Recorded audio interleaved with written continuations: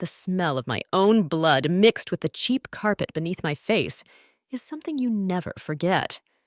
23 years old, lying there in what used to be my childhood bedroom, listening to my stepfather's heavy footsteps retreating down the hallway after he'd made his point crystal clear. My lip was split, my ribs ached, and the $200 I'd been saving for nursing school was crumpled in my shaking hand. Everything I had left in this world. "Cassandra, you worthless piece of trash." His words still echoed in my ears, along with my mother's silence from the kitchen. That silence hurt worse than his fists ever could. She'd chosen him over me, again, just like she had every single time for the past 8 years, ever since he'd moved into our house and decided I was nothing but a burden he had to tolerate. I pressed my face against the cold window and stared out at the street I'd grown up on, where neighbors pretended not to hear the shouting, where everyone knew but no one cared enough to intervene. My whole body was trembling, not just from the pain, but from something deeper, a rage that had been building for years, pushing against my chest like a caged animal desperate to break free. The clock on my nightstand read 11:47 p.m.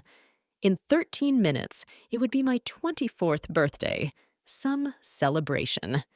I could hear them downstairs now, my mother's nervous laughter mixing with his booming voice as they shared a bottle of wine, probably celebrating the fact that they'd finally broken me completely. But as I wiped the blood from my mouth with the back of my hand, something inside me shifted. Maybe it was the way the moonlight caught the crumpled bills in my palm. Or maybe it was the realization that I had absolutely nothing left to lose. But suddenly, I wasn't that scared little girl anymore. I stuffed my few belongings into a duffel bag with hands that wouldn't stop shaking.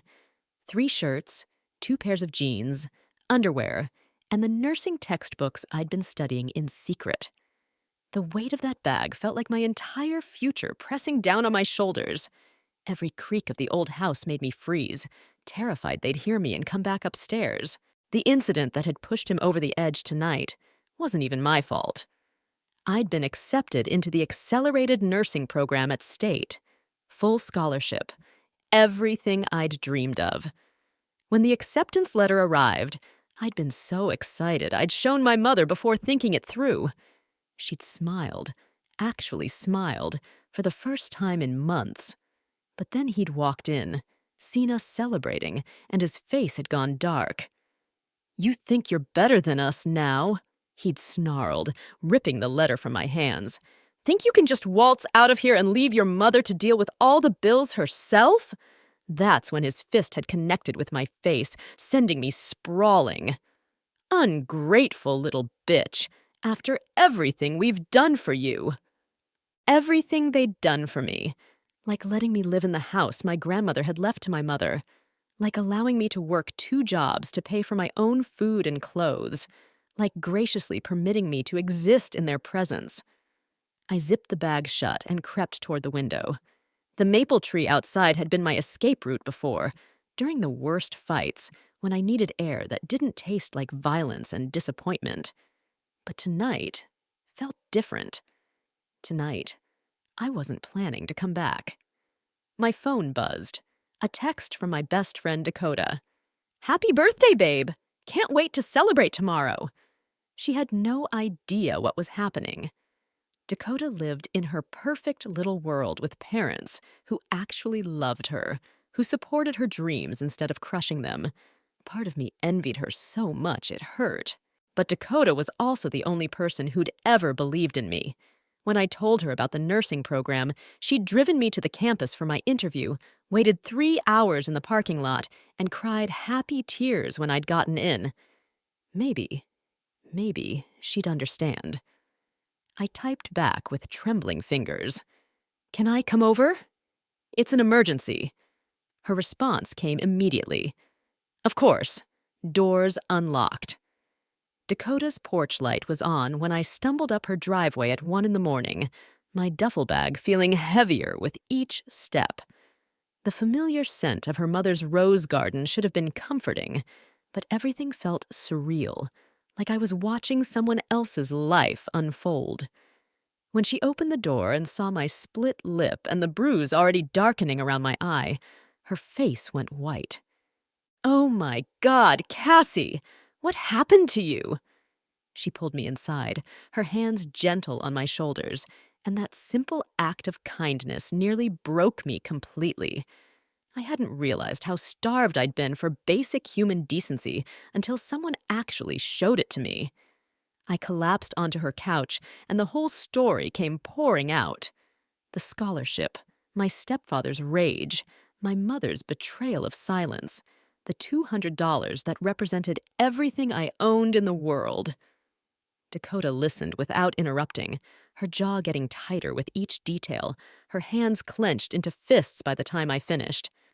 "You're never going back there," she said, and her voice had a steel in it I'd never heard before. "Never. I don't care what it takes." She disappeared into her kitchen and came back with ice wrapped in a dish towel, pressing it gently against my face. "My parents are in Europe for another month. You're staying here, and we're going to figure this out."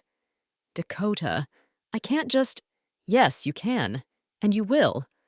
She sat down beside me, and I could see her mind already working, calculating possibilities. Dakota had always been the planner, the one who saw solutions where I only saw problems. "Your scholarship covers tuition and books, right? We need to find you a job that works around your class schedule, something that pays enough for you to get your own place eventually." That's when she mentioned her cousin Marcus, who managed a small tech startup downtown. They needed someone for night data entry, and Dakota was convinced she could get me an interview. It wasn't glamorous work, but it paid $15 an hour, more than I'd ever made before. "I know it sounds crazy," she said, seeing my hesitation, "but Marcus is good people. He helped put himself through college doing the same kind of work. And Cassie—" She grabbed my hands, forcing me to look at her. "You're the smartest person I know. This is just the beginning." The ice was numbing more than just the pain in my face. For the first time in years, I felt something that might have been hope stirring in my chest. Marcus turned out to be nothing like I expected. When Dakota brought me to his cramped office above a coffee shop 3 days later, I was prepared for another man who'd look at me like I was damaged goods. Instead, I found someone barely older than me, with kind eyes behind thick glasses and the patience to actually listen when I explained my situation without going into the brutal details. "Data entry sounds boring, but it's not," he said, pulling up screens full of numbers and client information. "We're tracking consumer behavior patterns for small businesses. Every number you input helps some mom-and-pop shop understand their customers better. It matters." The way he said it, with genuine enthusiasm, made me believe him. The work was hypnotic in the best possible way. While nursing school during the day challenged my mind with anatomy and patient care, the quiet hours from 11 p.m. to 7 a.m. became my sanctuary. Numbers don't lie, don't hit, don't disappoint. They just exist, waiting to be organized and understood. And slowly, I began to see patterns that Marcus had missed. "Why are we tracking purchase frequency but not purchase timing?" I asked one night about 3 weeks in, pointing to the spreadsheet on my screen.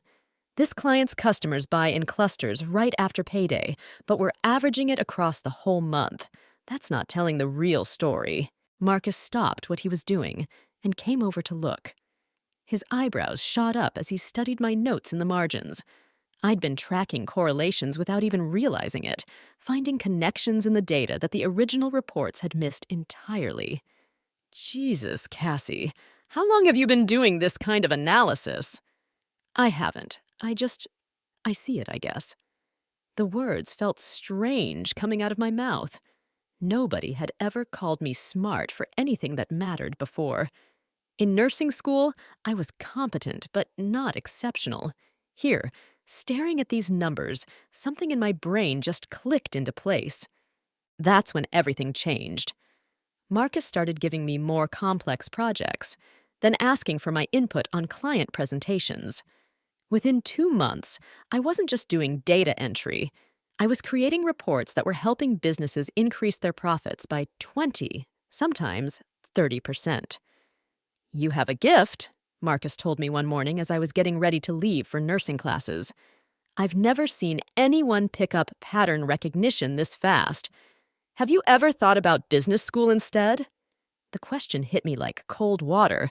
Nursing was safe, predictable, honorable. But this felt like power.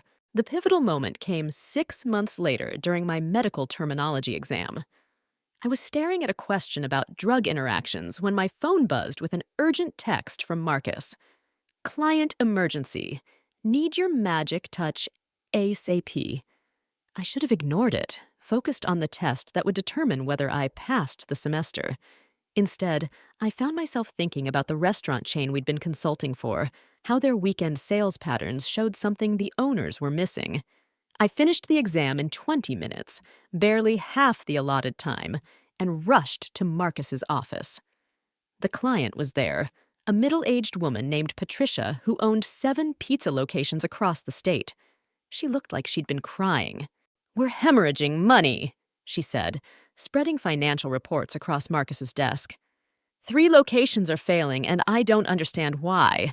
The food is good, the service is consistent, but people just aren't coming back." I studied her numbers for maybe 10 minutes before I saw it. "You're competing against yourselves," I said quietly. "These 3 failing locations are all within 2 miles of your successful ones, but they're offering the same menu at the same prices. Customers are choosing the locations with better parking or newer buildings. You need to differentiate." Patricia's eyes widened. "What do you mean?" "Make the struggling locations your premium spots. Upscale the atmosphere, add wine, charge 15% more, and market them as date night destinations. Turn your weakness into a strength." The words came out of me with a confidence I didn't know I possessed.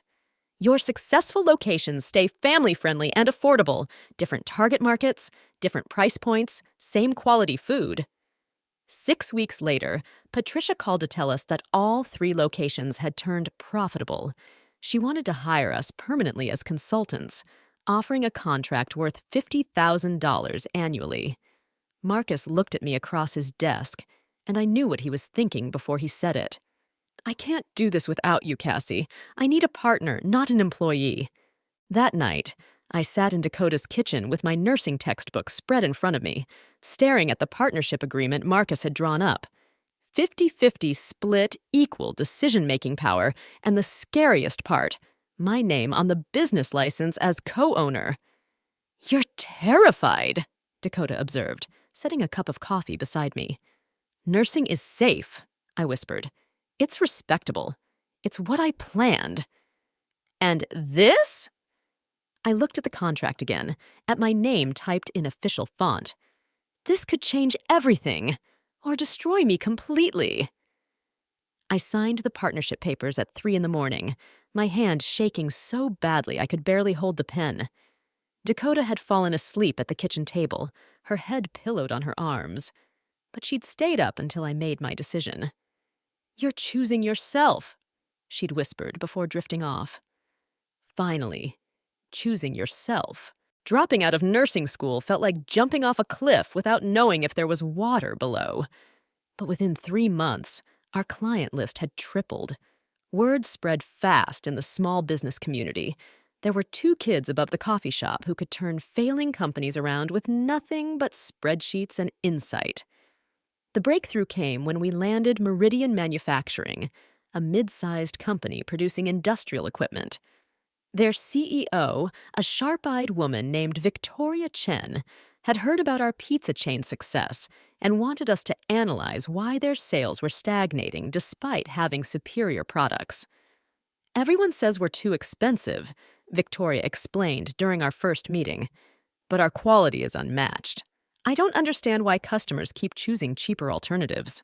I spent 2 weeks diving into their data, calling their competitors, even visiting construction sites to watch their equipment in action.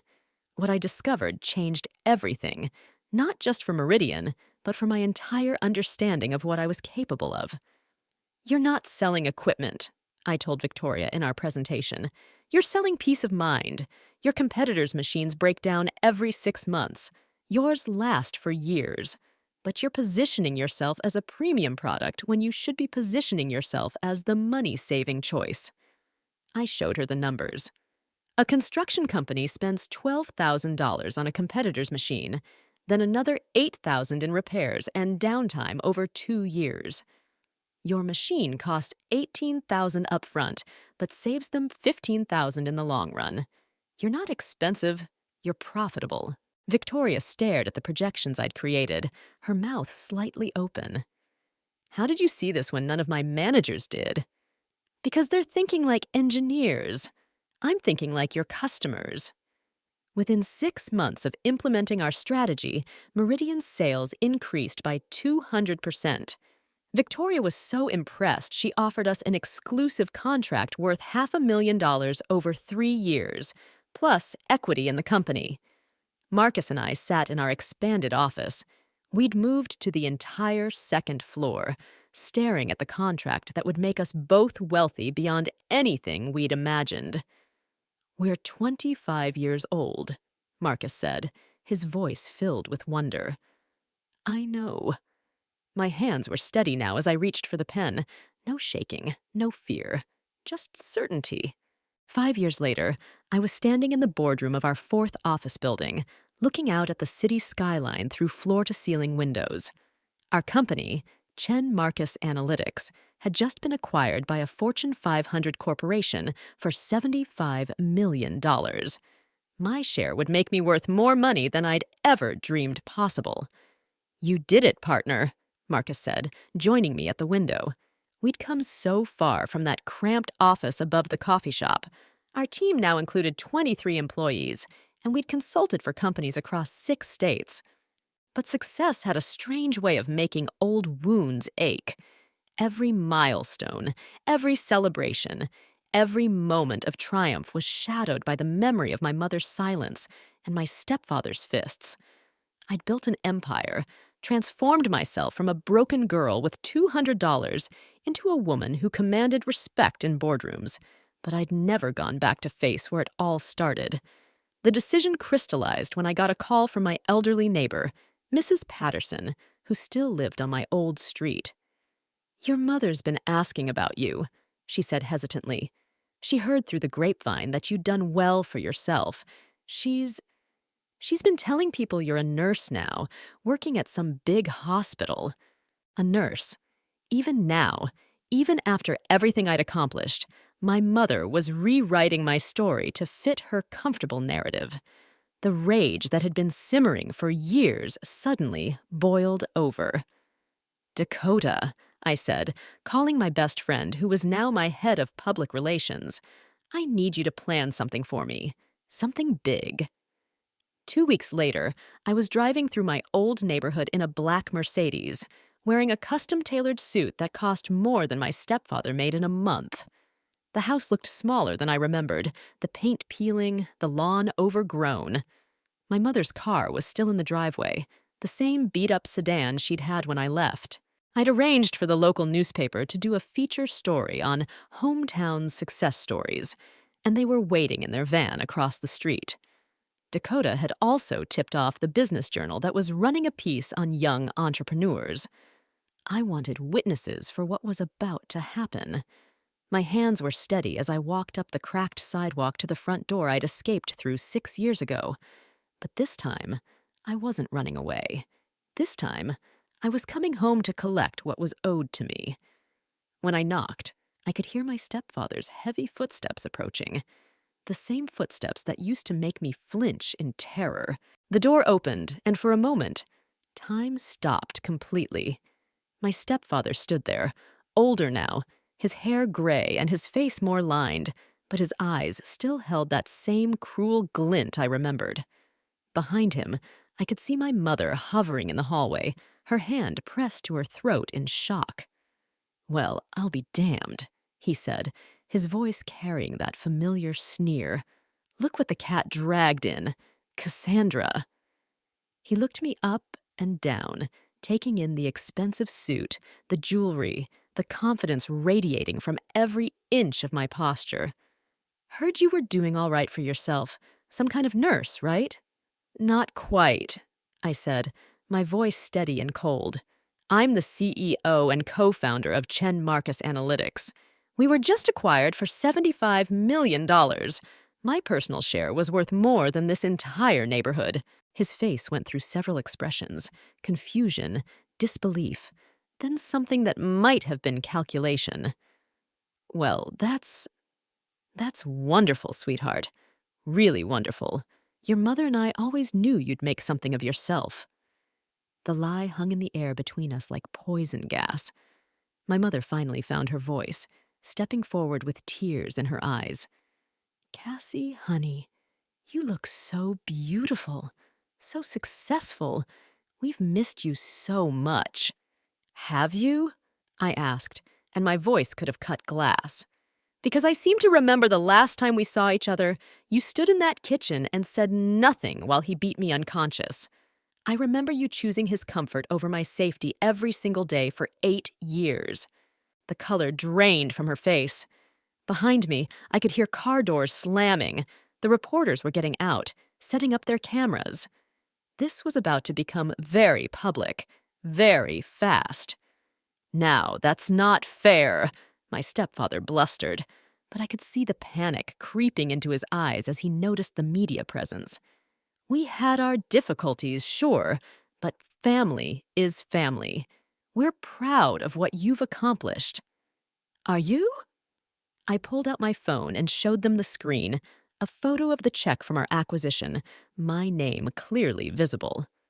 "Because I'm about to be interviewed by 3 different publications about my success story, about how I built a business empire after escaping an abusive home with nothing but $200 and a split lip." My mother's sob echoed across the neighborhood. Several neighbors had come out to see what was happening, drawn by the news vans and the commotion. "What do you want?" my stepfather asked quietly, his bravado finally cracking.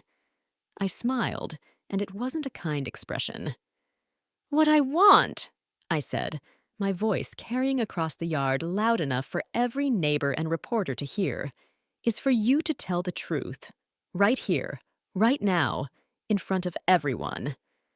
My stepfather's eyes darted to the cameras, to the gathering crowd of neighbors who'd known us for years. Mrs. Patterson was there, her hand over her mouth. The Johnsons from next door, the family who'd pretended not to hear my screams for 8 years. They were all watching, waiting. "I want you to admit that you beat a 23-year-old girl for getting into college," I continued, my voice growing stronger with each word.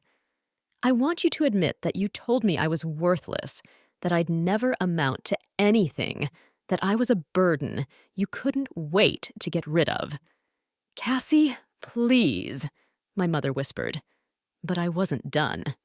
"And you," I turned to her, years of suppressed rage finally finding their voice. "I want you to admit that you stood by and let it happen, that you chose this man's approval over your own daughter's safety, that when I begged you to help me, you turned your back." The silence was deafening. Even the reporters had stopped moving, sensing they were witnessing something raw and unrehearsed. My stepfather's face had gone purple. "You can't prove any of that. That was years ago. You were difficult, ungrateful." "I have hospital records," I said calmly, pulling out a folder from my briefcase. "Emergency room visits for falls down the stairs and walking into doors. I had Dakota's family photograph my injuries the night I left. I kept everything." His mouth opened and closed like a fish gasping for air. The lead reporter stepped forward. "Miss Chen, would you like to share your story with our readers? About how you built your success despite these challenges?" I looked at my stepfather, at my mother, at the neighbors who'd failed me, at the house that had been my prison. Then I straightened my shoulders and smiled. "Actually, I'd love to," I said. "But first, I have one more thing to take care of." I reached into my briefcase again and pulled out a thick legal document. This house belonged to my grandmother. She left it to my mother in her will, but with a very specific clause. If my mother ever failed to provide a safe home for her grandchildren, ownership would transfer to me on my 30th birthday. My mother's face went white. That's impossible. I never saw— You never read the full will, just the part about inheriting. I handed the document to the reporter. I turn 30 next month. This house and everything in it legally becomes mine. The sound my mother made wasn't quite a scream, wasn't quite a sob. It was the sound of a woman's entire world collapsing in real time. My stepfather grabbed the document from the reporter's hands, his eyes scanning frantically, but I could see the exact moment he realized I was telling the truth. "You can't do this," he said, but his voice had lost all its power. "Where would we go? We don't have anywhere else." "That's not my problem," I replied, my voice steady as steel. "You had 30 years to figure out how to treat people with basic human decency. You chose violence instead." The reporter was scribbling notes furiously while her cameraman captured every moment. I could already see the headlines. From abuse victim to millionaire CEO, a story of ultimate justice. This would be front-page news by tomorrow morning. Mrs. Patterson stepped forward from the crowd, tears streaming down her weathered face. "I'm sorry, Cassandra," she called out. "We all knew what was happening. We should have done something. We should have helped you." That acknowledgement, after all these years, hit me harder than I'd expected. But it was too late for apologies to change anything. I turned back to my mother, who was now sobbing openly. "I have an offer for you," I said. "I'll give you 60 days to find somewhere else to live.